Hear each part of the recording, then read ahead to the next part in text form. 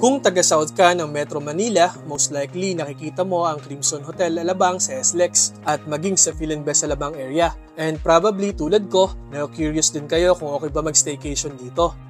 Kitsay! This is Chan of Chan Limited Life at today, papakita natin if goods pa magstay sa Crimson Hotel Philinvest Alabang. Share natin kung ano ba yung mga nagustuhan at ayaw natin sa hotel. Lahat ng yan at marami pang iba, pero bago natin simulan mga ka-Chanli, eto muna!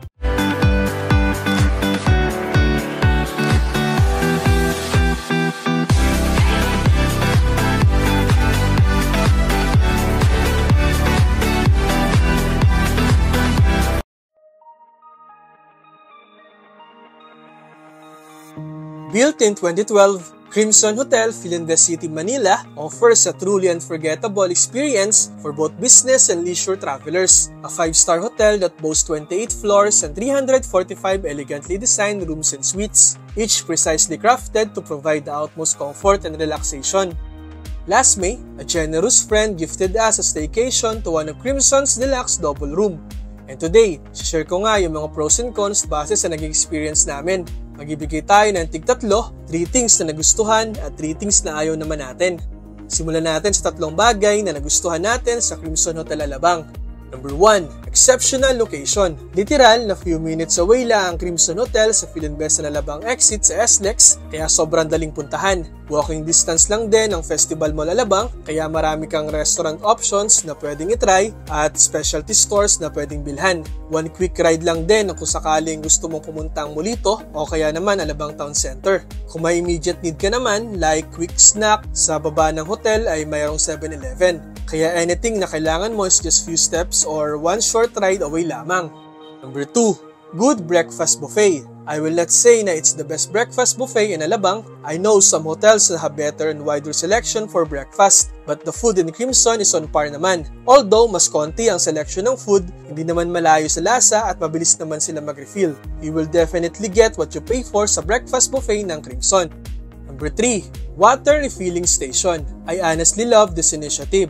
Yung hindi bottled water ang pinoprovide nila sa mga guests, instead nag-set up sila ng water refilling station sa bawat floor, near the elevator. Knowing this in advance, nagdala kami ng water tumbler and we refill lang hanggat kailangan namin ng tubig. This setup will reduce the usage of single-use plastic during our stay. At the same time, mabilis ka makakakuha ng cold or hot water kasi few steps lang naman ang water station. Before we continue, kung may questions, suggestions, or clarifications kayo tungkol sa content natin today, pakipost lang sa comment section ng video na to. Huwag nyo rin kalimutang mag-like, subscribe, at i-click ang bell icon sa ating Chan Limited Life YouTube channel, TikTok at Facebook page para updated ka palagi sa mga fresh contents natin.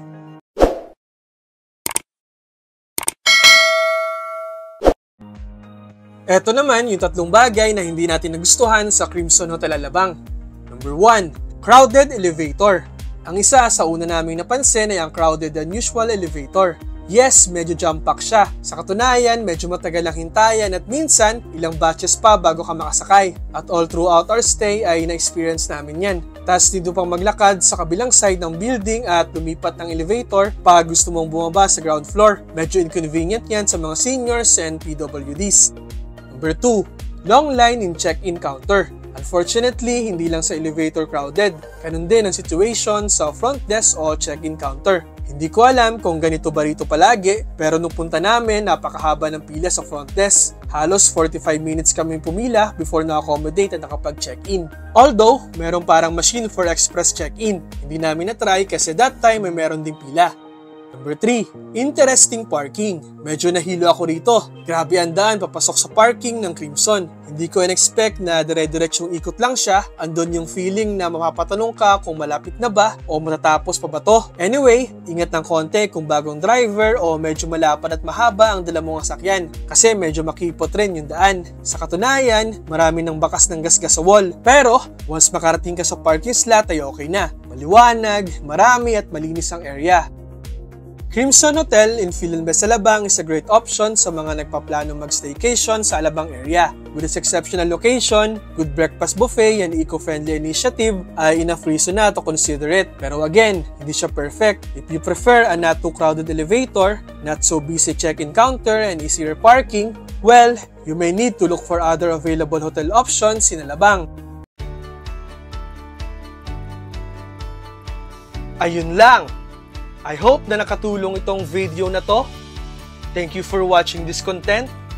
Don't forget to like and subscribe sa ating Siya Limited Life YouTube channel and follow my Facebook and TikTok accounts for more related contents. Hanggang sa susunod mga ka-Chanli! Drive safely! Ingat!